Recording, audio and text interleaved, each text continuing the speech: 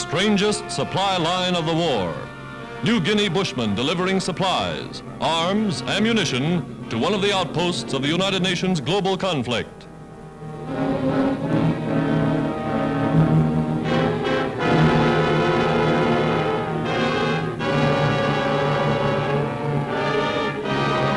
An overnight camp, 70 miles upstream from Port Moresby. Entire villages enlisting with the cause of the Australians and the Americans who've come to help them.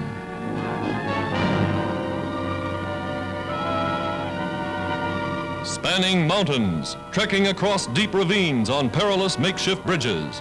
Men and women carriers struggle for 7 days through steaming jungles to help get supplies through to beat the Japs.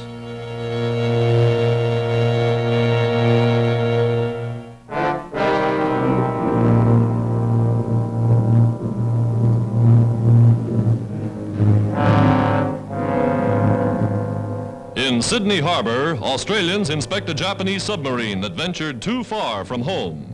Its mechanism almost intact, the midget undersea craft never had a chance to discharge its torpedoes. Here are the tubes.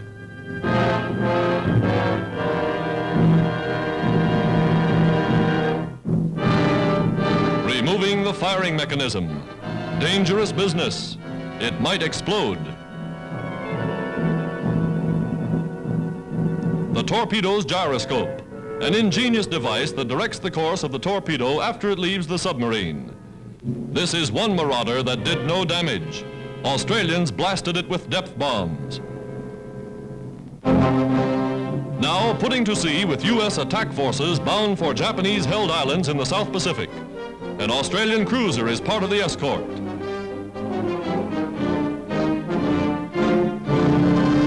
Running into heavy seas, the convoy plows along.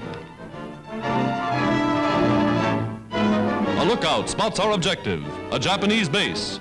Fire control ready, powder room ready. In every warship, its general quarters. Crews are at battle stations. Calm, disciplined veterans, they're ready to throw hot steel at the first command to fire. Films made just before a sunrise attack that takes the Japs completely by surprise. Opening guns of the American offensive in the South Pacific.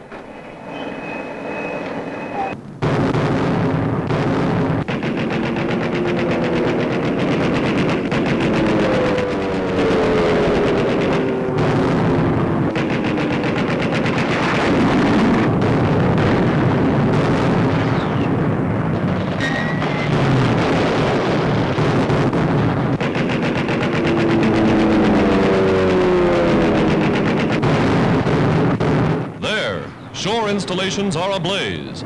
From the fire control room, keen eyes record Navy marksmanship.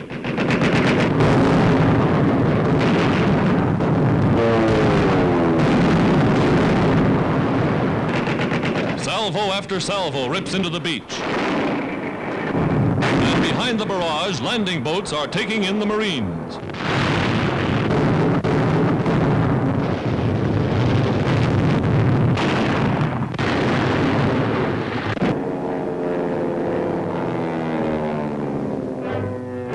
Escort cruiser, the Australian, is mortally hit. But ashore, U.S. Marines checked the damage inflicted upon the enemy. A strong garrison held the base. Those who could get away fled to the hills. These remained.